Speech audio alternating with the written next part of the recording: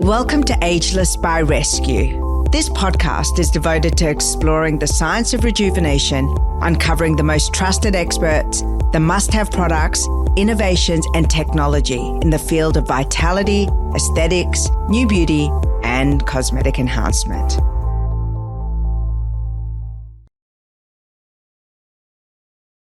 Terry, welcome to Ageless by Rescu. What an honor to host you. What a pleasure to be hosted by you. Thank you very much. I was saying just before we hit record that you have been in my life for a number of decades, really, if I think about it. You have been my constant companion at key moments in my life with your innovations and products. And, you know, I'll start with the very first thing was the Touche Eclat with YSL. You were a baby. I was at university when it came out. And I'll tell you a cute story about it. I worked for Parfums Givenchy while I was at university. I was a traveler in the fragrance department. And opposite my counter was the Yves Saint Laurent counter, because it was still Yves Saint Laurent back then. And I remember every 2 weeks, the sales director and the CEO would come. I was at university in another state in Queensland, but the sales director or the CEO would come to visit because this was a very successful counter. And the YSL women were so glamorous. And the rest of us with the other companies would just wait and watch them. And when they launched Touche Eclat, we just thought that was the magic that made them so gorgeous and glamorous. Maybe. I have to say that Touche Eclat was a big tournant, like a big, new beginning, if I can say. You changed cosmetics. You changed it. And cosmetics, yeah. We went from masking to lighting. It's exactly that. You exactly pointed the concept from perfecting, from coverage, I introduced the concept of glow and of radiance. You know, when I launched that products it was not in 1992, it was completely in hybrid concept. Nothing like that. Nothing. There wasn't. I mean, this was a time of long stay makeup. I mean, I was working behind the counter, so I remember it was, Revlon long stay foundation, Elizabeth Arden, Chanel. Everyone had things that would give extra coverage. And then you came out with something that went, no, we're going to strip it right back. We're going to illuminate the skin, and we're actually just going to highlight your best features. And most people didn't even know how to use it. I mean, it was so ahead of its time that most people at first thought it was a concealer. Am I correct? Absolutely. And I remember when I created it, took me 3 years to convince the management, the head management of Saint Laurent to launch it as a new launch, as a new NPD, new products development. They didn't believe in that at all. They said, what is that? At that time, it was only one color. And I think the concept was even stronger, only with one color, no coverage, only light, a new generation, totally new generation of highlighting without any iridescent, pigment. Correct. With no coverage. It was the first stage of playing with light, absorbing light and reflecting light. It was all about enlightening without coverage. And it was very, very new. And yes, I used to say in French, ce n'est pas un anti-cerne, c'est un anti-terne. It's not a concealer, it's a highlighter. But they didn't know what means highlighter. And I had no choice to convince the editors all over the world and the salespeople on the counter and even the customer, just with showing, okay, I can't explain it with words. I will explain it with application. And I used to do one half of the face and to Wow. compare with the other one, and on existing makeup. That was also the very, very big innovation. It's to be used on top of existing makeup on any color skin. And now, you know, it's so fashionable, and it's a return to the glow. You know, you are the godmother of glow, but you know, there are so many brands that are now, the entire conversation is about something that you invented, you know, 30 years ago. And what I think is really interesting is that when you launched your own namesake brand 25 years ago this year, I believe you're celebrating this year, by Terry, you took that one concept, that one key innovation that revolutionized the way we wanted to look at our skin and our reflection.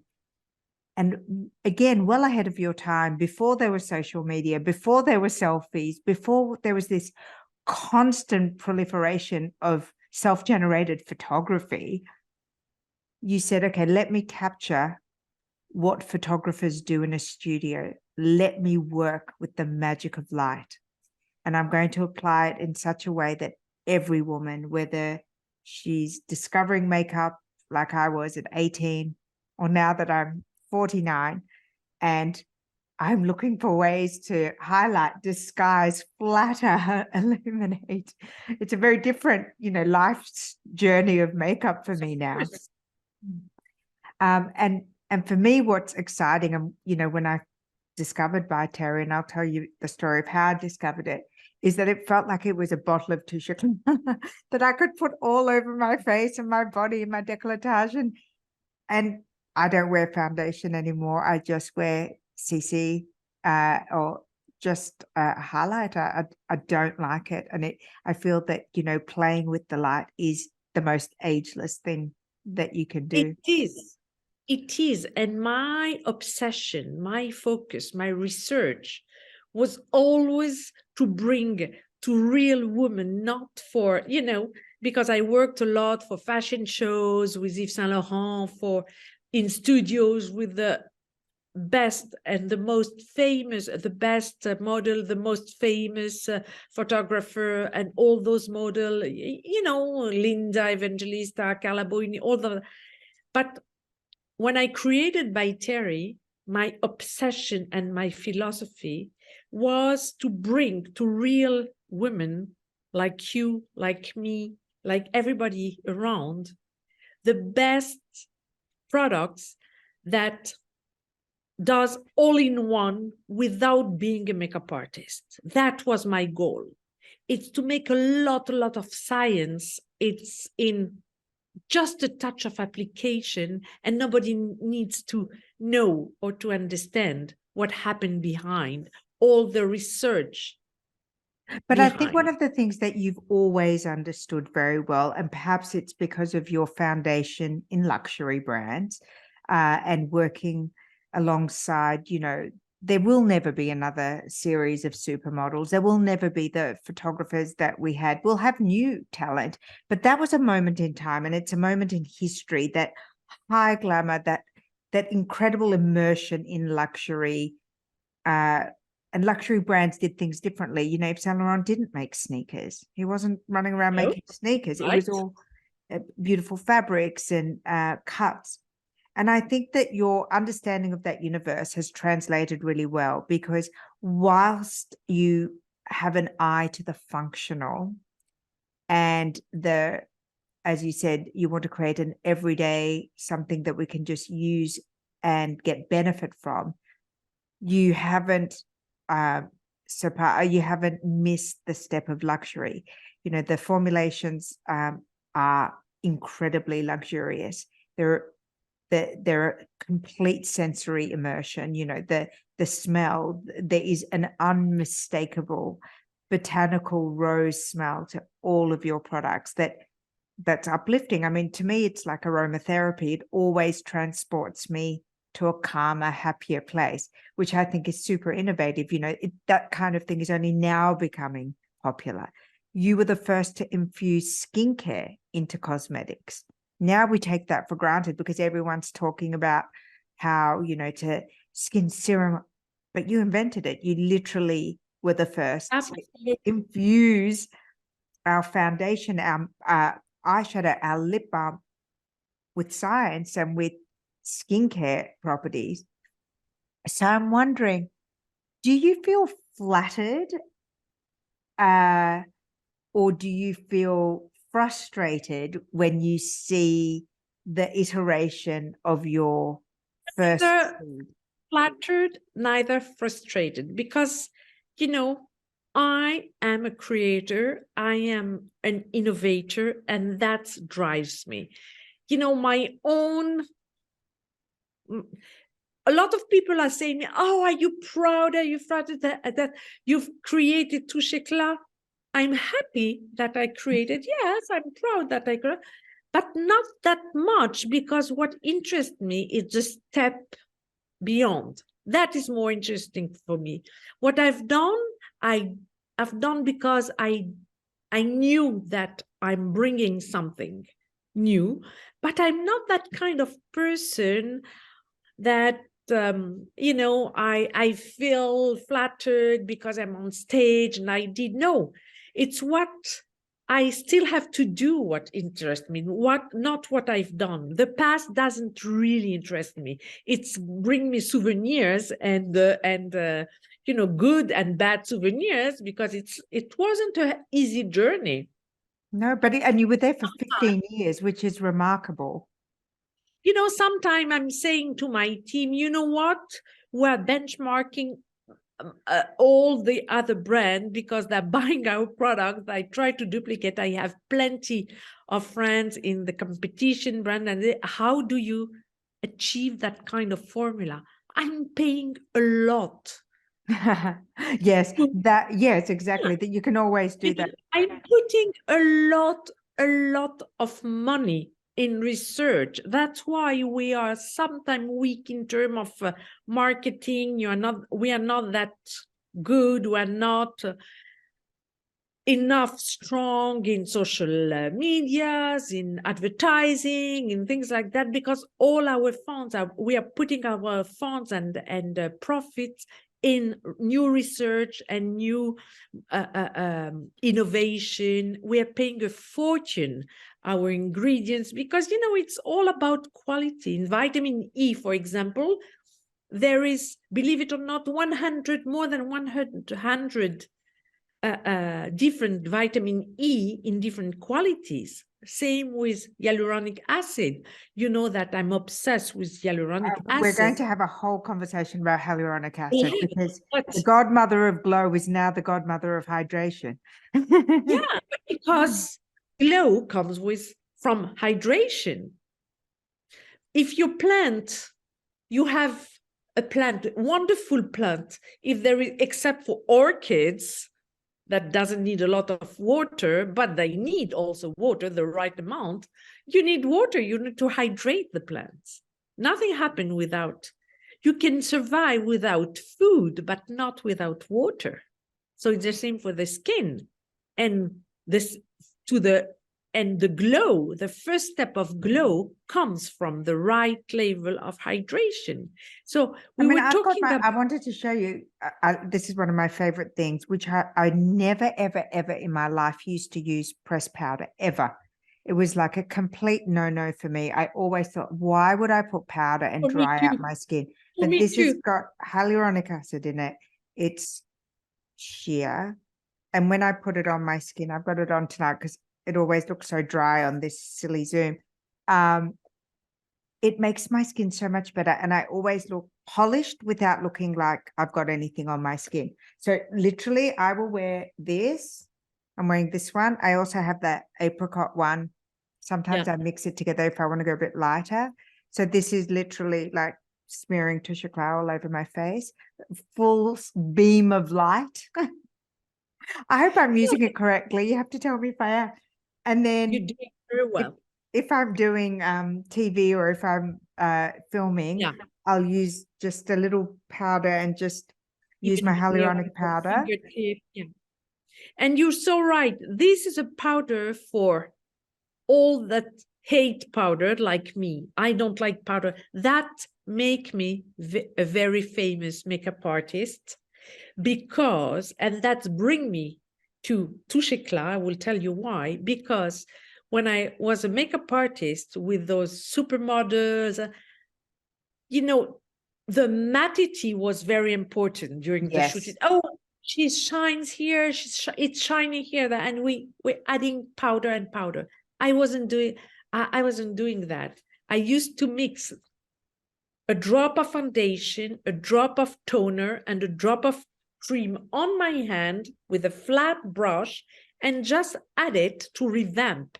And that is the DNA of Touche Eclat, of light expert in my own line. I done the touch-up with no powder, and it just revamp and boost, you know, all the light. And everyone, and I became famous because of that, because a photographer said, oh, we want this very young makeup artist who is doing that fresh skin without adding a lot of powder. So, and I invented that hyaluronic hydra powder as a skincare. You have to understand it's a whole skincare in a dry formula. That make a huge difference. Well, I can honestly tell you, I'm not a fan of foundation at all. No one's foundation. I don't like foundation. I love your CC cream. I adore it. I drink it. It's like my favorite thing.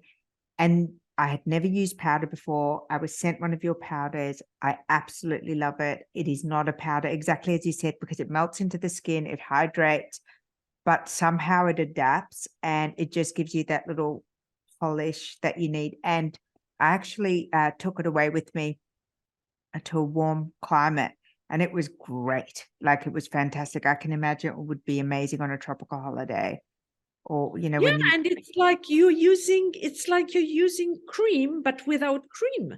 Yeah. And it's also fine because hyaluronic acid as an ingredient is dry. The hyaluronic acid that you injected, that Yes, the which doctor I have injected much of, a lot, all over. it's great. And the new skin booster that they injected with the Profiler. Profiler, it's amazing.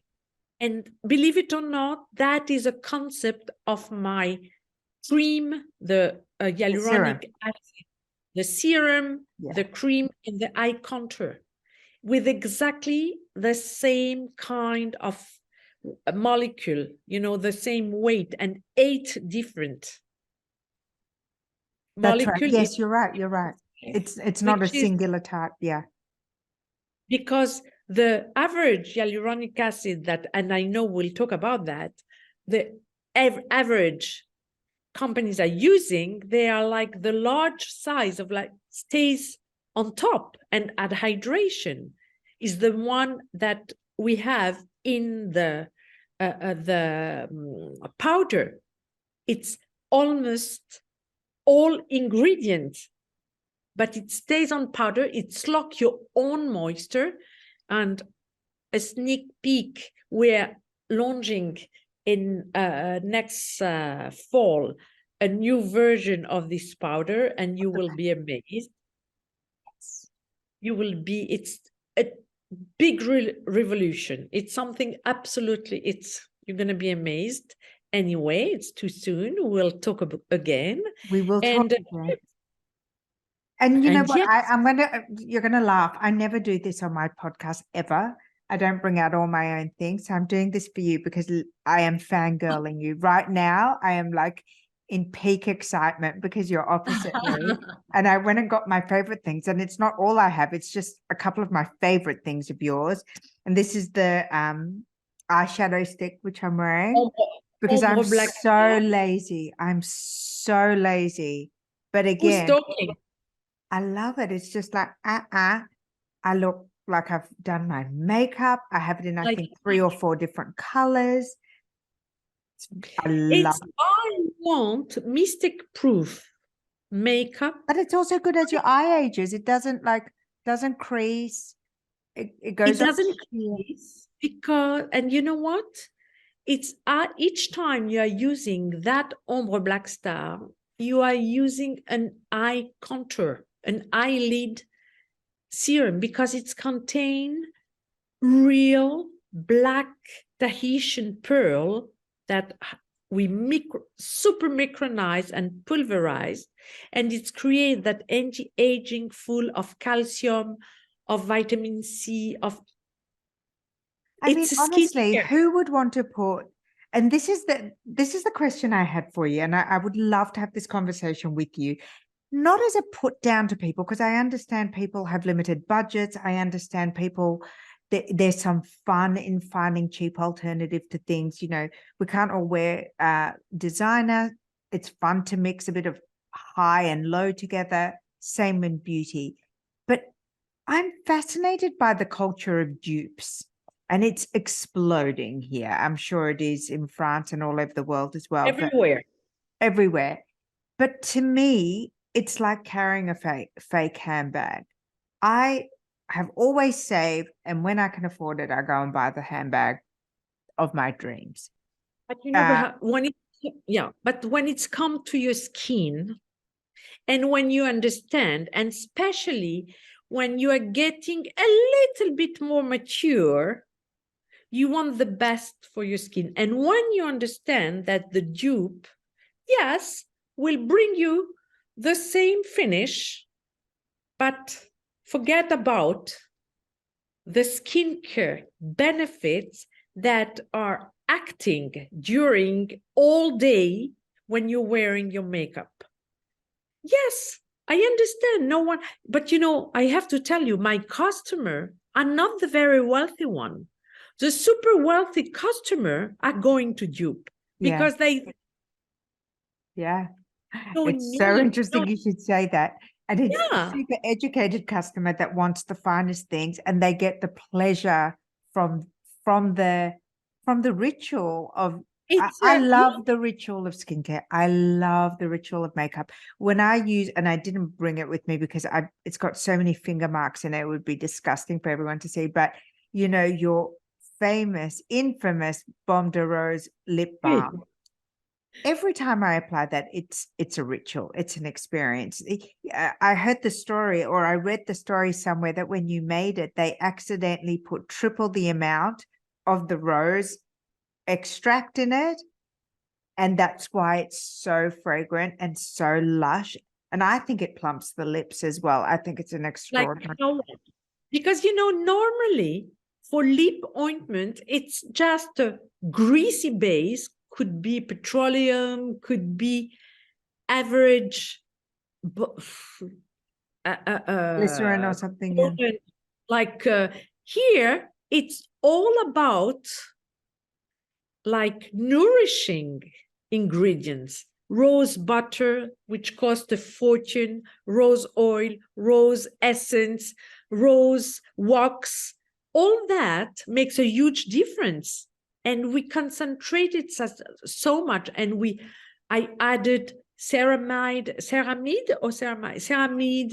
and vitamin E in the highest quality, and because it's not just a lip balm to nourish, it's also protective, anti-aging, and all of that. You don't need to know, you just need to feel.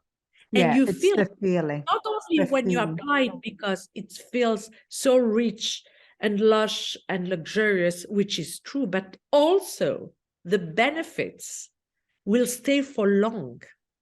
And that's, you think it's funny that we spend so much money on, well, certainly, you know, in the universe that I inhabit, and the people that I speak to, and I know, and you know, the concept of Ageless is to cover the whole spectrum, is that we spend so much on aesthetic treatments. We talked about injectables, surgery, skincare, and then right at the last crucial minute, it's still on the same face, it's still on the same skin, it's still the same organ. Boom, we go on with something that has the worst ingredients. And then we go, oh, I have no ingredients. Oh, no. Usually not the worst ingredients. it's almost no ingredients, and when there are ingredients, the minimum of concentration. That also makes something. You know, in my serum, for example, in my hyaluronic hydra serum, 20% of hyaluronic acid. It's crazy. It's 20% crazy. is super high. It's crazy high. I could do much less. No one, the highest in the industry is 2.5%. And I have in my cream, in my global cream, 3%. And we were able to put 20% in the serum. It has a cost. But yes, very little, not very little, enough people understand to make us still alive. But you see, it's a philosophy. I don't want to, I'm not paying, as I told you, advertising or supermodel or things. I'm doing, this is my goal. Terry, I want to ask you, having worked, you know, the biggest part of your career touching faces, and now you're obviously more on the formulation side and creating. What do you think are the biggest mistakes we make? I mean, we've talked about some of them, not using the right ingredients, possibly masking instead of bringing light to the face, over coverage. This is a biggest mistake. Is it? Masking, using too much. I always say less is more. Less is better. It's better to show some reality and flows that to make it completely masking, full coverage, and totally artificial. I've never seen a contour stick in your brand. I was about to tell you the contouring. The contouring we have like in the hyaluronic hydra palette, we have a contouring, but it's so light and so transparent, it would never give you those lines you see, like grayish or hash lines that in real life are terrible. In you know, in video, Zoom, filter, Instagram, it could work, but in real life, it doesn't flatter the skin. It's not, or the face or the features. Now, you talked about the special technique you had backstage that had all the photographers ask for you. Can you teach us how to do that in real life when we're going, say, from the office to go out and we can't do a full face, but we want to refresh? Just to add, to refresh your, you know, there is one thing which is a secret weapon for glow, is concealer. The concealer, for example, my hyaluronic hydra concealer is in the Click or the Dancelis concealer, or even if you don't have a lighter foundation or lighter CC, a light color, you just add light color around your eyes, especially here, you know. So in the corners of the eyes, if someone is listening and not watching us. Yeah. The eye and near the nose, you know, here in this nasolabial around the mouth, and you just blend it into your existing, and a hint here in your existing foundation, suddenly it will give you a splash of luminosity, and it will refresh. It will give you the nap, you know, the small nap result finish and revamp, because you don't, I never have time, you know, after a long day to remove my makeup, to redo my makeup. So I'm doing that with a very light color of the concealer of my hydra, hyaluronic hydra concealer, or the rosy color.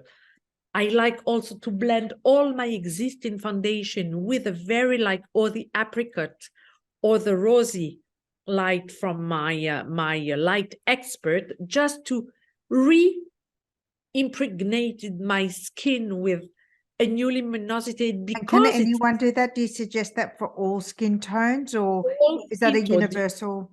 Yeah, it's a universal recipe. or the rosy light or the apricot light from Light Expert.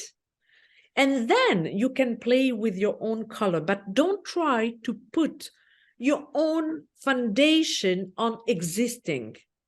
And then you can play with more color with for example, the palette of CC Rose. There is a sort of contouring bronzer, a hint of rose on the pomade, on the cheek bones And here. can I ask you, where do you suggest we place it? There's so much, it depends on trends, it depends, but I'm asking you if I want to lift the face, if I want to add. If you want to lift, try with a little bit of very sheer and amber bronzer all around, on the sides like that, and a hint of rosy on the upper cheek. The apple Why? of the cheek.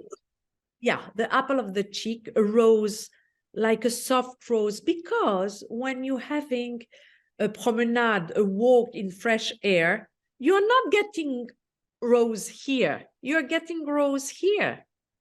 Yes. You see? And if you want to add like more definition, you will put like something all around and some rose here. And a little bit, you finish your brush. I like to finish, I don't like to add a lot of color everywhere. I like to apply and then to finish the brush all around. And can I also ask you, going back to that whole philosophy that you invented, that, the Touche Eclat was not a concealer, it was a highlighter.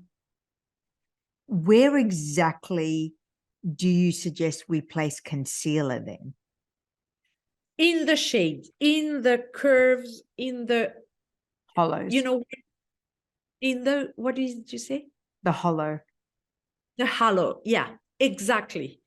Because you want to highlight the hollow and you can, if you want to highlight zone, you can add, but to highlight the hollow, it's super important, super, super important. So would you recommend that if you do have, pigmentation and, as we age, we lose some of the fat and the eyes start receding back, would you use the traditional concealer first and then add the highlighter? Is that I do the opposite. Okay. I do the opposite. I'm using first skincare, then a little bit of highlighter. Yes. And it allowed me to use less coverage. Got it. Then traditional concealer, and on top, you let it go, and on top, here, highlighter. And do you set the foundation with powder? Can I do that? Yes, with powder, with your finger, you just with powder or with a brush, very little, and then I like to impregnate the powder to seal everything together. What do you think is the best thing that we could do to get, we talked about adding highlighter if you were going to refresh your makeup. What do you think, which feature of the face do you think is the one that is the most transformative and you can play with to trick youthfulness? Around the eyes and around the mouth. Because when you get tired, dull, it's always here and here. If you add luminosity around the mouth, in the labial, how do you call that in English? Nasal labial. Nasal labial, here around the eyes, and here, you make half of the 30, more, 3/4 du travail. It's super important. Yeah. It works, yeah. It's very important. I think it's more important than adding a lot of eyeshadow. You have to brush after a little bit your eyebrows, add lipstick, and that's it. But to highlight around the eyes and around the mouth, all this area, it's very important.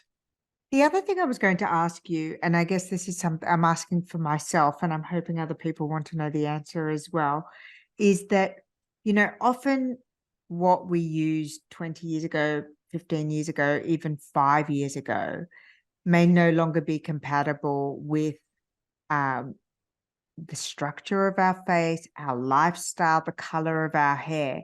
And that to me can be more aging than actually your skin aging, when you don't look like you've refreshed your look. If someone has always done a bright red lip, I always think it's sexy and modern and youthful if they kind of play with, you know, a peach or a pink, and it's not a replica of what they've always done. I understand some people like a signature look, but I always think that evolution and understanding is actually quite youthful.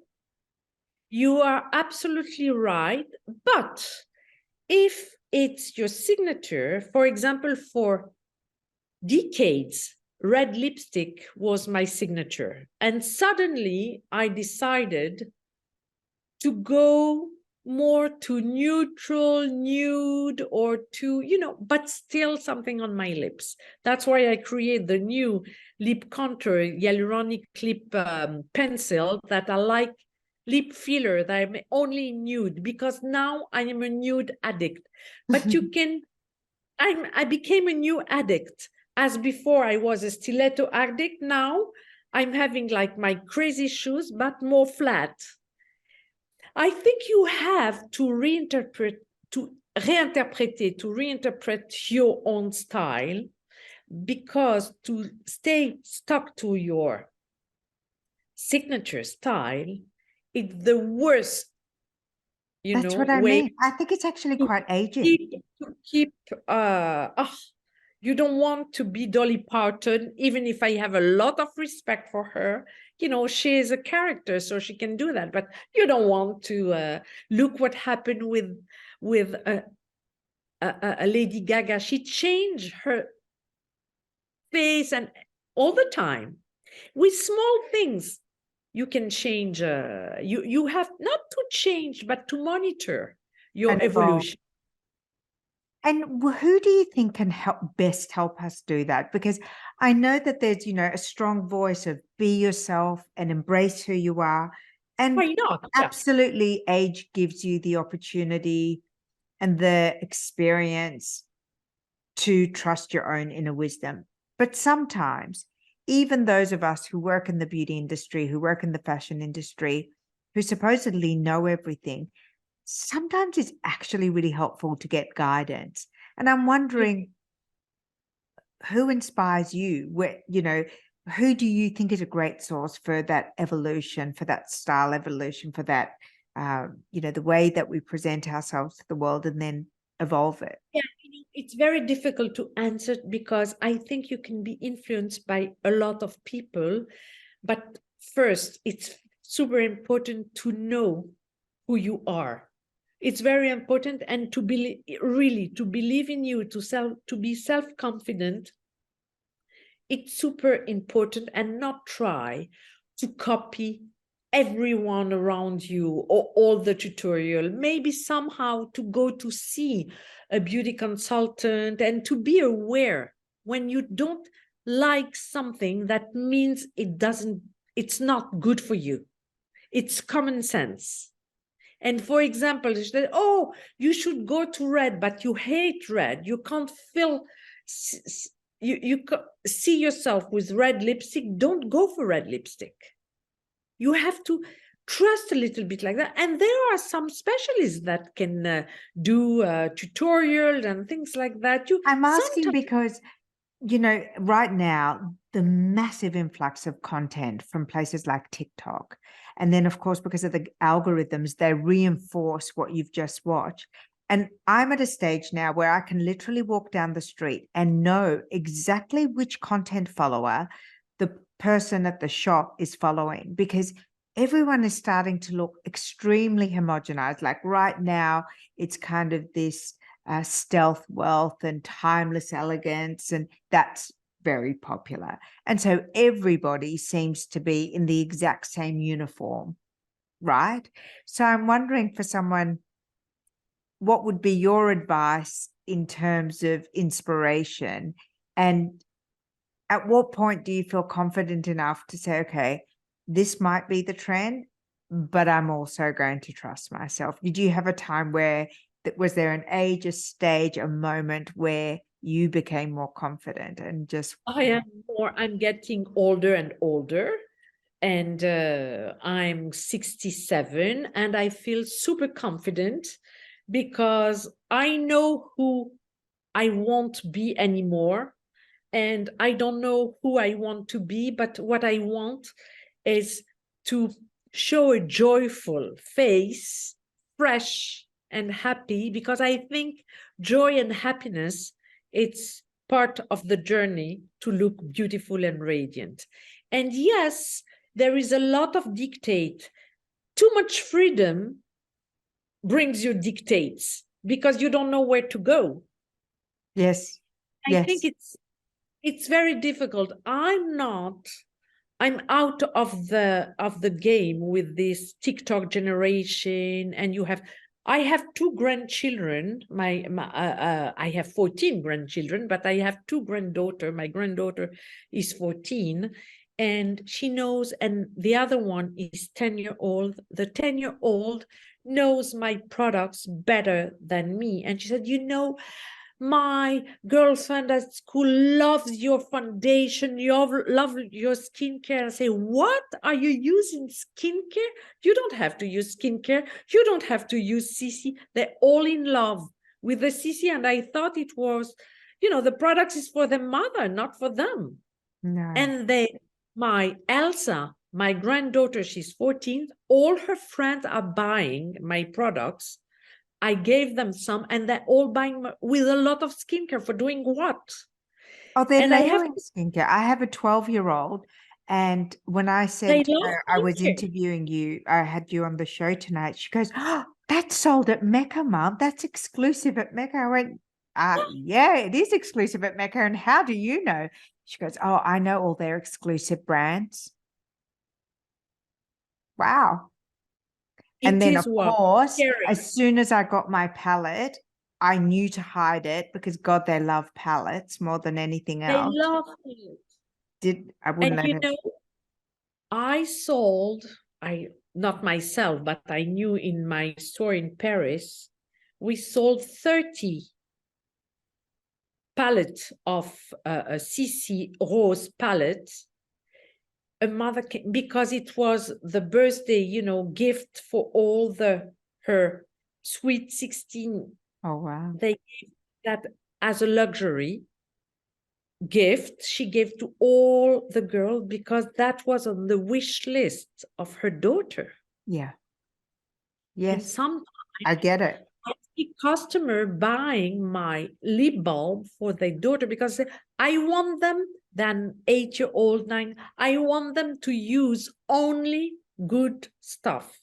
Do you know, I actually don't mind Lily using the good stuff.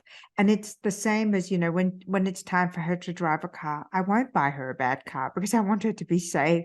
And I know she'll be a bad driver. But And it's part of the education also to teach them to make the difference between quality and not, and they will get it like less is more. They will go to good things.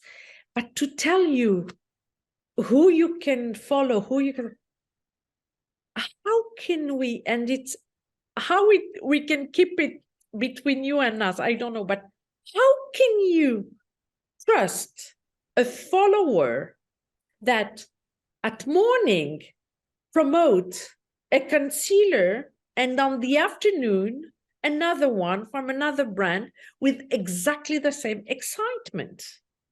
wow, I have never heard it said that. I have thought that so many I'm telling you, times. that's why you are not making any more paid partnership, because Yeah. it's ridiculous. It's it won't be my journey. I want trust, and I want trust relationship, and I want my customer to trust me and to follow me if they want, but integrity is part of my luxury. Well, I'll tell you a funny story about going your own way. So when I got married, I've been married twice. And when I got married the first time, I had a huge wedding here in Sydney at the town hall, and had 480 guests. It was this building in the middle of the city. And it's kind of like the closest thing we had to a castle in the city. And I wanted to get married there. And I had a makeup artist come, and she did my makeup. I just didn't feel myself. You know, she was an amazing makeup artist. Yeah, But my favorite lip product, and the product that I felt most alive in, was a By Terry. And so right after I did the ceremony, I went to the bathroom and I pulled out my Terry and I applied it, and it didn't match anything else on my face. But I thought I looked so much more beautiful, and I was so happy. And then I went and got the photographer, and I said, now can you take my photos? Because I look like myself and I like the way I look. And I always get this as a reminder that this makes me feel like myself. I like it. I love the color. It brings light. It brings color. I didn't want a nude lip for my wedding. I didn't want the look that she saw me as. I wanted to look like myself. So in honor of my By Terry love and my wedding day, I'm wearing this for you today. Merci, ma chérie. Merci. Merci. So as I said, you have been with me for many adventures. I want to circle back to something that I talked about in the introduction that I recorded before we jumped on the show, is that you have a background in science and medicine in your family. And in fact, you were going to become a doctor, but the magic of botanicals and the lure of that fantasy for you of nature was really buried deep. And now you get to really actualize that part of your soul. Tell me about why you didn't become a doctor and then what happened next. I didn't become a doctor because I couldn't stand to stay in university for 10 years. And I have that kind of brain divided in two. I have one side super structured, scientific, down to earth, and the other side, it's totally creative, and the creativity took a part stronger than the other. It's always a mixture in my brain and in my comment dire, ma mentalité and my personality. I'm super creative, but also I'm very down to earth. That's why I'm more makeup innovators, beauty brand innovator than a makeup artist. I understand. I know I'm not, you know, when I'm doing makeup and more, and I'm still doing sometimes master class, I'm doing things on me, on other, and I'm always so surprised to see the audience so mesmerized by what I'm doing. Say, oh, I never saw that. And for the master class, usually they are makeup artists, and I believe they know better than me. But what I know how to do is to application. You know, I wanted, after my medical studies, I wanted to go to Les Beaux-Arts to be an architect, interior design, because I have that creativity in me. As a child, I was very good in mathematics, and also I transformed everything. I had, for example, my mother gave me a piece of bread, and I used to transform it in a sculpture or something. That I'm still like that. I like to transform things, to invent things, and I have it in my DNA. What can I do? But I didn't go because also I knew that I didn't really like the ambience, you know, of the doctor, of the medical field and all of that. And it's rather not being a bad scientist. It's better to quit from that. But I love science. And today I'm doing like 80% of my time. I'm doing science. I'm, digging all the ingredients, what it's new, how can I do from medical. My husband is a scientist. He's started with cancer research as a biologist, then on antibiotics and thing. And we have plenty of scientists around us. And I heard from them what he works on microbiome and on the skin microbiome, and I learned a lot. So for me, science is super important in the products, but I don't want to make it like a medical cosmetic. I want to be, to bring the glamour in science and not science in glamour. I understand perfectly. And I think that that's, what we were talking about before is the way the product smells, the way that it feels on the skin. You can't dupe that. That's because of the quality. That's because of the research. That's because of the many, many, many hundreds of batches you've probably made and thrown away before you've got to the final product. Yes. And there is a cost of the ingredients of the fragrance. Everything has a high cost. So, well, I could cut the cost of good by 3, but 4 and make more margin, but I'm not doing that. What do you think is next in the beauty industry? So, there's this, the aging is a macro trend. I mean, it's an inevitability, but it's now a conversation that we're having. And the reason that I wanted to come to the table as a positive advocate for aging, because it's worth discussing. There are so many upsides of wisdom and experience and beauty, and absolutely beauty. Where do you think we're going next in the cosmetic industry? 25 years ago, you launched your own brand, and there's been so much changes. And of course, we have AI, and it's going to really affect the way that we see the world and interact with news and information and science. Where do you think the beauty industry is going to go next? You're a trend predictor, and a trend maker. I think it's going to be, yes, the IA will bring a lot of things in terms of advice, of way to, and way to go to the right products for you, to the right color. I think it's a big field to be able to, even through a screen, to choose the very right color, to be able to choose the right color, and not just visually, to feel it. And I think it will be a huge, avancée in this kind of things. But the sustainability and the natural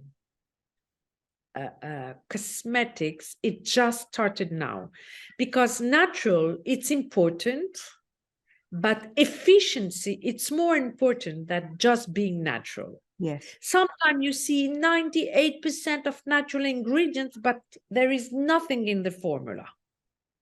Do you think that the conversation around inclusivity and the importance of brands, do you think that's going to fast track technology to make adaptable products? Because I always think, surely we're going to have one product that adapts. It's gonna be, yes, absolutely, yes, and it's very important.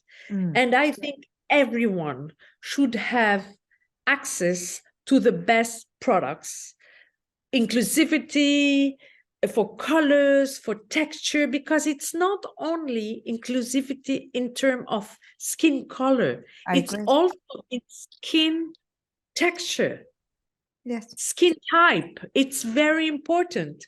You can make the right color for dark skin, but the skin type demands other kind of ingredients. And what about technology, Terry? You know, again, Oh, gonna be a lot of, I'm working on very high-end technology, and for the next future 3 years, you will see we come with something extremely new, natural, but super technologic as it was, with ingredients, biotech. You know, we take natural ingredients with a biotech treatment as for medicine. yes, And we that's where I started, think it's going. That's what I'm yeah, excited about. definitely. But you have to be very focused on science and not on glamorous, and it will take I have a collaboration, exclusive collaboration with a Korean lab working only with us on those 8. We have the exclusivist The technology of hyaluronic 8. acid. Yeah, but 8 hyaluronic acids, it's a lot. We have tiny, goes really deeply. Large one stays on top to hydrate constantly, and middle size go to replump the middle stage of the skin. It's something incredible. And it's not that I'm telling you that as a marketing. We have medical studies. We have a lot of tests, in vivo, in vitro, and it works, and it works. And what do you So think about customization? I think that personalized makeup, we're just at the beginning of it. I know that last year, Yves Saint Laurent, or YSL rather, they had a custom printing product it was a lip gloss or a lipstick product. I can't remember. It was and it was a 3D printer. So it came with cartridges, and then you could custom blend 98 I think different it's lipstick very shades. attractive. I think it's super attractive. We have the palette factory. You know, we had that at Mecca. It's like a machine with 500 different pigments, and you do your own color. You mix the color, you press your powder, and you do it as if you are in my lab. I It's love that. I think we're going to go to hyper personalized cosmetics, like skincare. yes and no.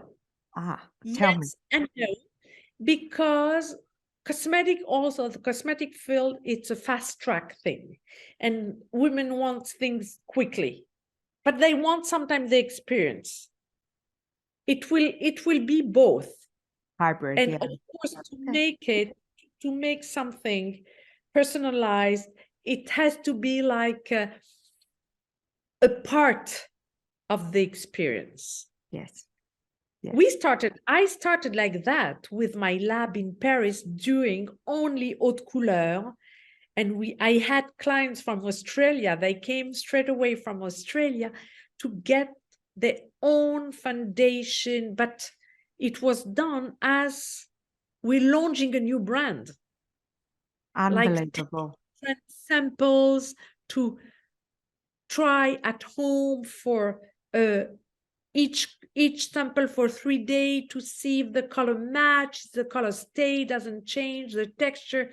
And we were able to do, we provide like 5 jars with her name, the number of and it was You're like speaking to my dream to have and we will come, but that will be a part. It's like at Hermes, when you're going to your Kelly, you waited for 4 years, for but that was the beginning of By Terry, and we came with a pret-à-porter line with the same ingredients and the same pigments. Yeah. That was the philosophy. Wow. I cannot wait to meet you in person. I feel like I'm one step closer to making this dream happen. But in the meantime, know that I'm you are coming with to me every Australia day. in August. I'm coming to Australia end of August. See, my wish just came true. I should have. I'm so excited. I'm thrilled to hear it. And I really cannot wait to welcome you and to see you. And I want to thank you so much for your time today. I could spend the rest of my day with you. Me too. And I look forward to it. I'm going to make sure that we find some time for me to host you, because truly it's been an honor and a pleasure. One of the highlights of my podcast careers having you on the show. Thank you so much. Thank you for inviting me, and I had a great moment with it. You are beautiful, you are charming, but beyond of it, you are so smart. Oh, that's high praise from someone I idolize. So thank you. And thanks also for indulging me in telling you all my By Terry stories and getting all my products out and playing with them. But when I see you, I'm going to show you that I've put into practice your technique too. Very well. You're doing super well. A bientôt. A bientôt. Au revoir. Take care. Take care.